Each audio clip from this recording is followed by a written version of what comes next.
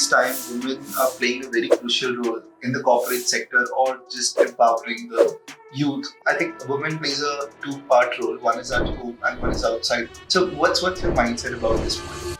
So it's working like a Bhagavad Gita. It does work, and I believe everybody should read that book once.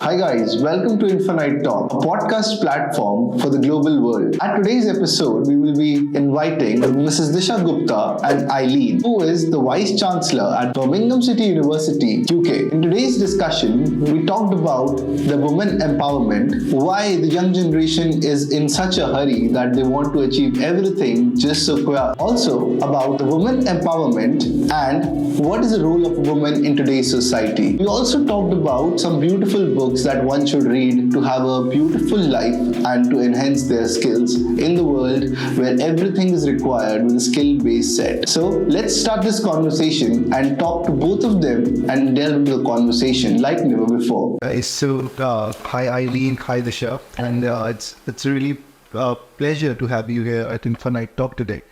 So for the audience who is listening today, can you just give a small brief intro about yourself so that they get to know where you come from, what experience you carry before we take this conversation forward, please? Sure, thanks. So, hi, thanks for having us. I'm Professor Eileen McAuliffe. I'm Pro-Vice Chancellor Executive Dean at Birmingham City University, right, for the Faculty of Business, Law, Social Sciences. I'm also responsible for the cross-institutional international portfolio as well. Okay, that's right. From your side, Disha. Right. First of all, it's a pleasure being here, Gaurav. Thank you for having us. My name is Disha Gupta. I am the Head of Operations and Recruitment South Asia, Birmingham City University. And yes, that's right. So, because both of you come from the education background, and I think in today's time, women are playing a very crucial role in the corporate sector or just empowering the youth or maybe guiding. Because I think a woman plays a two-part role. One is at home and one is outside the home. So what's your mindset about this point? So perhaps I'll share my journey with you. So I started out, a long time ago now. I'm not going to reveal my age, but it was a long time ago. Working, my first main job was working as an accountant for an American oil company. Right. A very large corporate, based in Houston, Texas. Right. And from there, I progressed. I did my chartered accounting exams with them. So I worked full time and did the exams alongside working. And then I got married and moved into taxation, which is my specialism now, international taxation. Right. Moved to the UK and then started a family. Okay. At the same time as working in a corporate environment. And managing the family. Yeah, and managed the family. And now it was an American firm from Texas. Mm-hmm. So it was a very tough environment. You had to work very long hours because that's the typical culture in the corporate world, and manage my family as well. Right. That was fine. And I got to a point where I felt it was at a time when part-time working wasn't really a thing. Mm-hmm. You definitely couldn't work from home. Right. I was paid very well. I had a very, very, very good package. Right. And so compromise had to come somewhere. Okay. And the number of times that I would take my children to nursery, arrive to my desk with a pack and the driver waiting to say, you're going to Germany today. Yeah. It's not possible as a mother. Right. So I had my third son and decided to take a short career break with right. Because I had 3 children under the age of 6 at this point. 3 boys as well. Oh, wow. Under the age of 6. So, 6 and under. Right. So it was pretty tough. And then I kind of took a long, hard look at my, where I wanted to be. And the first thing I did was I thought, what do I like doing? Yeah. I like talking to people. I enjoy people's company. Right. I enjoy intellectual stimulation, so reading, critically analysing. Yeah. I obviously enjoy numbers because I trained as an accountant in my first career. And then just through serendipity, a neighbour asked me at Warwick Business School, said, do you know, we have no one that can teach taxation at the moment. Could you come and help? My youngest son was probably around 6 or 8 months at this point, still a baby. Right. And he said, it's okay, it's just once a week, can you come? And it was at this point I drew on the support of family and friends to make that happen. Because it wouldn't have happened otherwise. Yes. And so it was serendipity that I fell into education in this way. Yeah. And I loved it. Yeah. I taught class, I spoke to different people every day, the variety, the challenges, the nurturing side of supporting somebody through either a difficult academic piece of work or a difficult personal situation. Right. And so I suppose the nurturing side was there, but also the intellectual stimulation. It was while I was at Warwick Business School, along with the 3 children and a job, started my PhD. Okay. Now, Altogether. Yeah. Now, this is you could say, a recipe for disaster. Yeah. But through the love and support of my family and friends, I persevered. I worked into the night when the children were in bed. I got up early in the morning before they got up. So I managed to fit everything around all my family commitments, all my work commitments, and kept going. And I completed it in 6 years, part-time. Right. In that time, I was very briefly at Warwick, and I moved to Coventry, where I was there for 11 years in the business school. Okay. I started, for anyone that's watching, I started as a senior lecturer. Okay. So I had a full teaching load. I had to do all the administrative duties that every other person does, again, with the family. The university supported me. Yeah. They knew I was committed to them, and they supported me. I remember one day ringing in, 2 of my 3 children had chicken pox. Oh, okay. I said, I can come in and teach, but I have to bring them with me. No, don't do that. So carried on with the PhD all through this time, and then and gradually went from senior lecturer to associate head of department in economics, finance and accounting. Then moved to head of department of accounting, finance and economics. And then I moved to associate dean for recruitment, international stuff again all the time. And then I had a brief spell there as deputy dean, very brief. Right. And then at one point, somebody in the business school network, I should say this is all business school based, he called me up and he said, look, I'm looking for a really good deputy dean. Yeah. Would you move to Sheffield? And I said, well, I can't move to Sheffield because my family are anchored in the Midlands, which is where we live.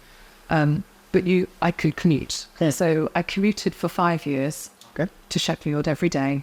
Finally completed my PhD, graduated with a PhD in international taxation and tax behaviours. Spent up to 5 years there, where I was encouraged by a particularly good dean of faculty, dean of the business school. He was outstanding to apply for my professorship. Now, being a female, I did not. I resisted at every opportunity. I rescheduled meetings. I avoided him because I knew what he was going to talk about. And there was something in me that I always thought, I didn't have a typical university education. So I could never be a professor. I didn't have lists and lists of publications. But when he helped me, he sat down with me and we worked through the application process. He helped me to realise all of my accomplishments. So I think one thing I would say to females is don't feel that you're not worthy of certain levels of accolades, because normally you probably are. You're just too humble. And there's this thing called imposter syndrome. And even though I had a PhD, I had a primary degree, and I was a qualified accountant, you could say, what on earth is wrong with you?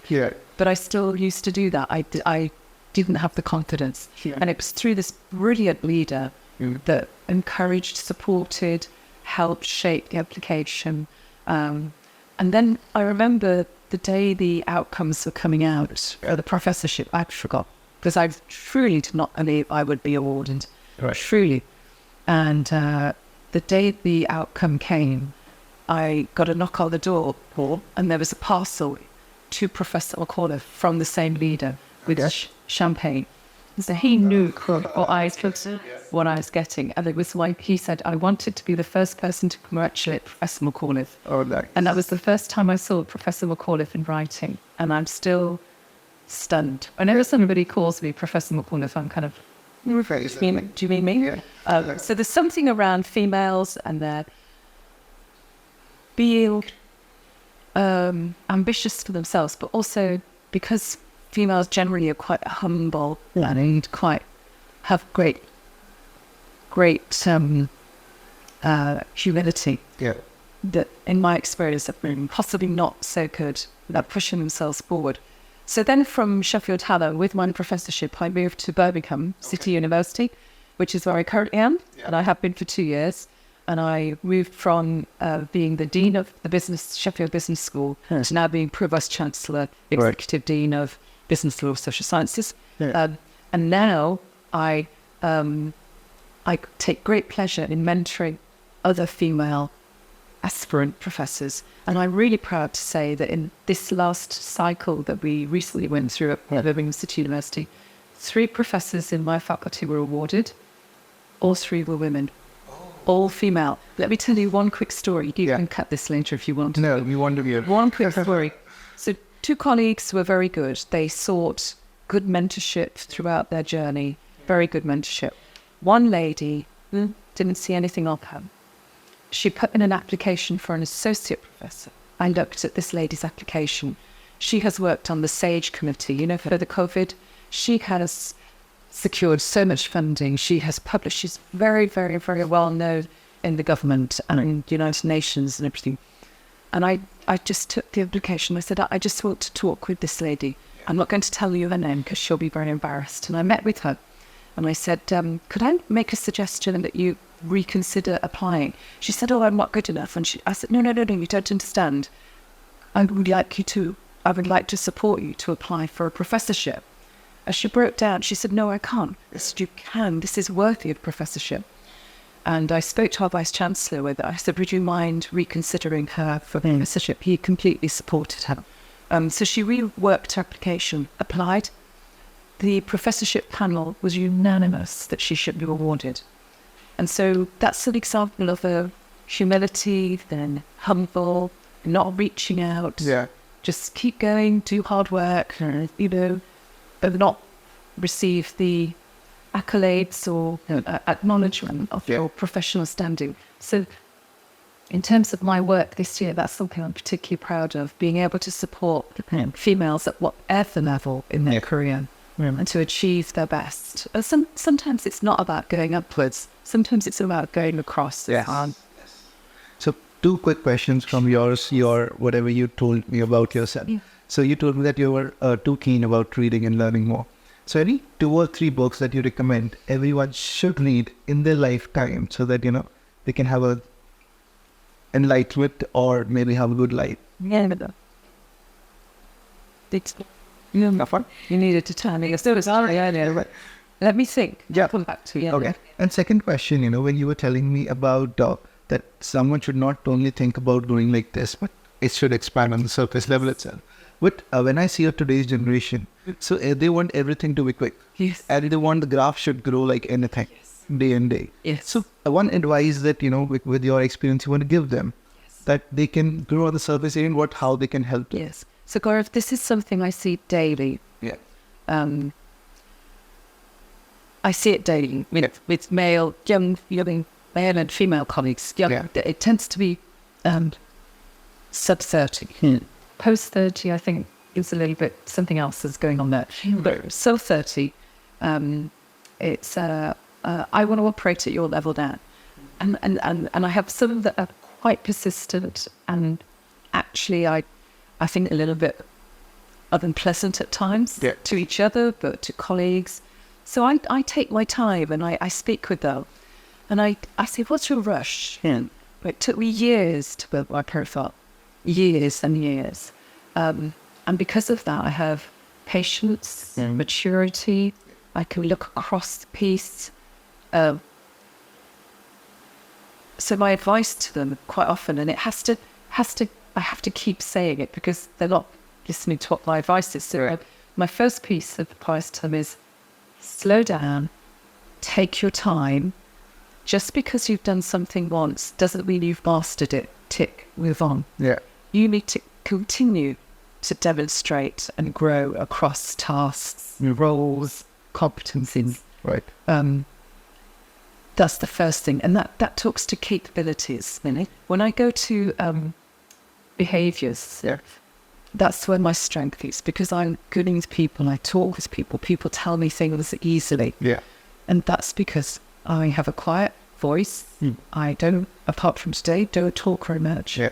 And listen. And I say, you learn more from listening than you do talking. Yeah. Listen to all these great people around you. Listen to great leaders. Yeah. Not popular media on social media. Look for the important things in life and listen and learn.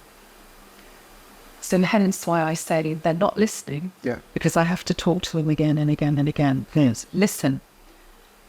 I say, make sure your skill set is complete. Yeah. And when your skill set is complete, don't think that you jump to the next thing. Practice your skill set so that you're extremely good. You're the best you can be in your area. Listen. And then the biggest area of work normally is talk and communicate, present. And people say, I don't need to learn soft skills. Yeah. I say, it's not soft skills. These are human skills that you will need. I try to stop looking at it. Stop looking into it. Look into somebody's eyes. Try and read how they're reacting to you. A good example is, I'm really unhappy with something on a computer, an email. I get this a lot. I get a lot of emails, a lot of angry emails. I said, come and see me. Oh, no. I said, come and see me. That's okay, come and see me. Tell me why you're angry, chef. No, I just sent you an email. I said, no, you cannot send an email if you're not committed to what you've written. Right. You need to come and you need to talk about your feelings. So there's something about, I'm going to use the words here, vulnerability and being brave. So I have on not many occasions, but at least a couple of occasions, shown my vulnerability to my leadership team. I've become quite emotional or something's gone really badly, and I've had to be really brave and say it's okay. But inside I'm thinking this is not okay. It's going to go really badly. I say it's okay because as a leader you have to understand human behaviour. Yes. And you asked me about a book. Yes. Well, you asked me for 3 books. I'll give you one at a time. Sure. So one of the books I read again and again and again when I was doing my PhD, a lot of it was around behavioural finance and behavioural economics, was Daniel Kahneman's. Right. Well, it was Kahneman Tversky, but Daniel Kahneman's book. And I'm going to try and get it right. Moving fast, thinking fast, moving slow. It's a good book around how to operate in your life and in work and in your career. Okay. I just know you might need to check that out. I might have it the wrong way around. I know you put the cover picture out too. It's a great. I have copies in a couple of different locations there. Thumbed and read books. Read proper books. A book with pages. I don't like the digital one either. It doesn't get it. It doesn't get it. So in my cabin, if you walk in, so I have at least 50 books on the rack, and I just pull out every day and read a page at least every day to learn more. So and so I just want to, you'll cut this bit as well, but don't let me lose track of the success and importance of being a mother and a wife. Yes. Because otherwise it looks like you're blind, ambitious, sister woman. And a lot of women forget that actually there's more to life than work. You can feel equally fulfilled as a mother. Yes. I don't want to lose that because I have a lot of girlfriends stop work when they had a family. They prioritise that, and that's okay. Yes. And then now they're coming back, their family are grown up, and they're starting their own businesses, then making different choices is okay too. So I don't want to lose that. So come back to him. So I have read it whether being at housewife is a beautiful job. Yeah, the full-time. Full-time. They are a good one. Yes. Right. So, coming on to you, just a bit of your journey and tell people about yourself once. Oh, sure. So my journey officially on paper in education started about 14 years ago. However, if I go back to my roots, I come from a family of educationists. My mother was a teacher. I've grown up seeing her teach from a very, very early age. And I've always had that pressure on me because your mom is a teacher, so you've got to be very good with your academics. Good. And yes, I was. To an extent, I was really good. And seeing her growing up, teaching and giving it back to the society, I think I developed this feeling in my head as well that I should be doing something. Of course, yes, everybody wants to become a doctor or an engineer or a pilot. This is something at an early age that we dream of. Yes. But then I dreamt of becoming something in a way that I'm able to give it back to the society. I had a lot of opportunities during my college days. I've had good education. Being in India, I've completed all of my studies in Mumbai. A lot of opportunities, there are cultural fests. There's so much happening in Mumbai. I got a lot of different opportunities away from an opportunity which, in a way, I was returning it back to the society in a way. And I was, to be very honest, at some stages, because you're at a very young age, I was deviated from the whole plan as well. But then when I understood that now, okay, my academics are done, I've completed my 12th, I've completed my bachelor's, what am I looking at? Yeah. So the very first thing that came to me was education. My first job was as a counselor. Now, why I was able to start and think of education, because first, my motivation, my leader in my life at an early age was my mother, who I looked up to. I personally started teaching at a very early age. I was about 14 years old since I started teaching. I used to take private tuitions. I continued to take private tuitions till I completed my graduation.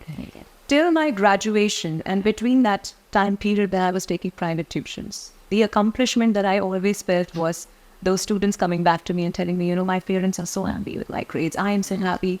They used to be motivated even more to perform better. And that sort of gave me an idea that this is something that I love.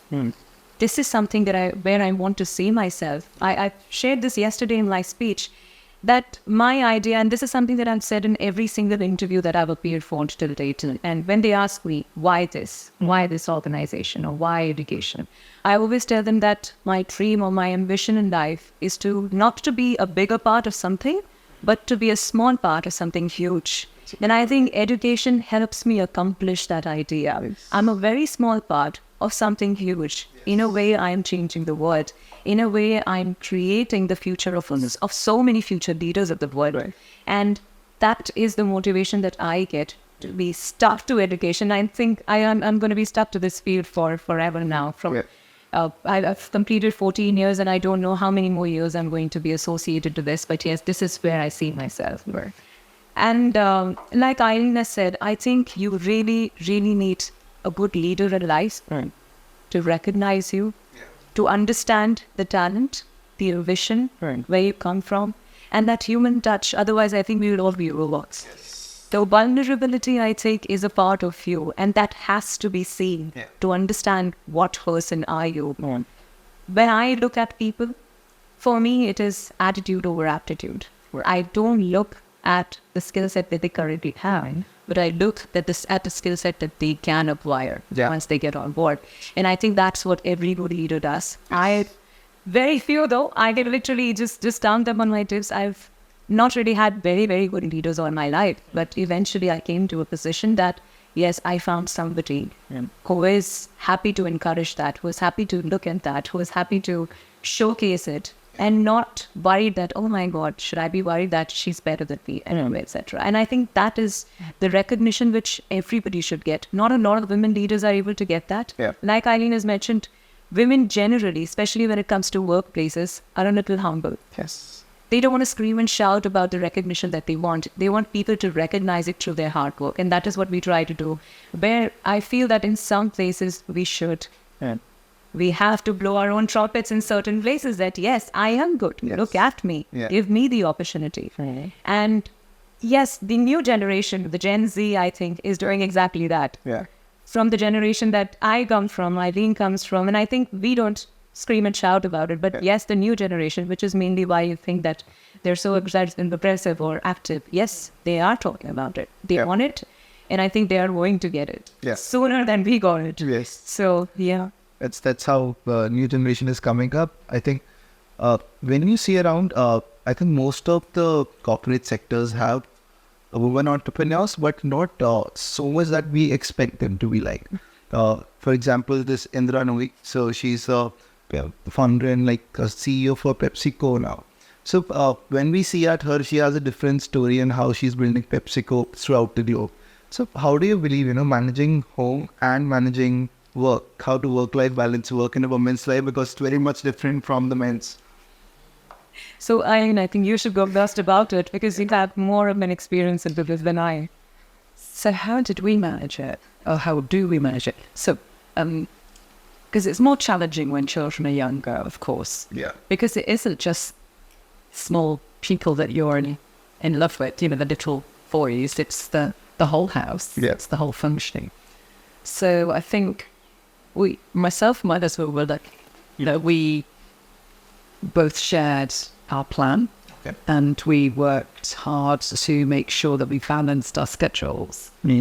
But it was not romantic. Mm-hmm. It's very, okay, here's your schedule for this week, here's mine. You need to move this meeting. And it was like that. It was, sometimes it felt like doing a crossword puzzle, with our lives. And trying to make sure that the children got to the activities or, school drop-off. Yeah. So, and we did quite a lot of it ourselves. We didn't have a nanny. We never could afford that. Yeah. We just couldn't afford it. Yeah. With 3 children, it's very expensive. And between us, and with some flexibilities in some schedules, but it required a huge amount of planning. Yeah. And then came the balancing of school holidays and, if a child was sick, what do you do? So this is where I found, in my experience, that I worked so hard for in higher education, I worked so hard that they knew that if a child was sick, it must be important to me. Yeah. And I always made it very clear, I will choose family first. Yes. And I walked away, but that conversation happened very early up. But they knew that I would work into the evenings and into the night to make up the time to not fall behind work. I never once felt behind by work, never once with schedules. I was always down. Yeah. I think I can recall perhaps one open day event that I couldn't get to. Okay. And that was because my youngest son had been nipped by a baby snake. Okay. And had got poisoned. And we didn't know this. So we took him to hospital, and they said, this is venomous bite. And so I had to stay in hospital with him, and I ran to work, and they just said, forget it, just see to your child, because there are problems. So I think if you have a very open and clear relationship with your employer, that can help. Some employers are just not predisposed. Yeah. Although in these days, I think many, many, many are recognizing the talent of the female workforce. Yes. And making much more flexibility nowadays than ever was when I was bringing up my family. Right. I'm not resentful of that. I think I paved the way for this change. And now I'm a senior leader. If I have a colleague, male or female, because there's quite a lot of co-parenting arrangements that are in place now. Yeah. Maternity leave is available as well as maternity. So certainly in the UK, I just say family first. I always say that. And I found that when I had a boss that said that, or I said it to them, and they go, yep, absolutely, the trust and the loyalty between us is much stronger. Yeah. And I find now, I say, just go and see to your child or your family member, because of course it's no longer just children that predominantly females have to look after. It's caring for an elder, either parents or, an elder member of the family. So it's still compassion that's required. So leadership is about kindness and compassion, as much as it is about your qualifications as well. Yeah. Talking about, I'm just taking this conversation towards the spiritual side a bit. So what are your spiritual beliefs? Talk about it. Are you spiritually inclined or not? So I'm Irish, Catholic. Okay. And so is my husband, and so are my children. And so we were brought up in the Irish Catholic faith. We went to Irish Catholic faith schools. Yeah. Catholic faith schools. And, the whole kind of, you go to church every Sunday. If you're at Catholic school, you go to Mass on Wednesday and scroll. And so we did not educate our sons in a Catholic school, which for the family was how are they going to make First Holy Communion? How are they going to make confirmation? How are you going to do this? Yeah. But I spoke to the priest at the time in our parish, and I said, I couldn't get them into the Catholic school. Yeah. There wasn't enough space. There were 3 boys. It's a very small school. Couldn't get them in. Yes. So they went to a different school. But I said, I will make sure they're brought up in the faith. And the priest at the time was really good. I remember him, Father Aldo. He said, faith and belief comes from family and parents. Yeah. The Catholics went to the family mass on a Sunday morning. I helped with some of the children's liturgy groups, doing some of the Bible readings and stuff. Yeah. And made it fun and interesting. They made new friends. We made Catholic friends that they still got to this day. They still have the friends that they made when they were tiny. Right. I think that's where we went.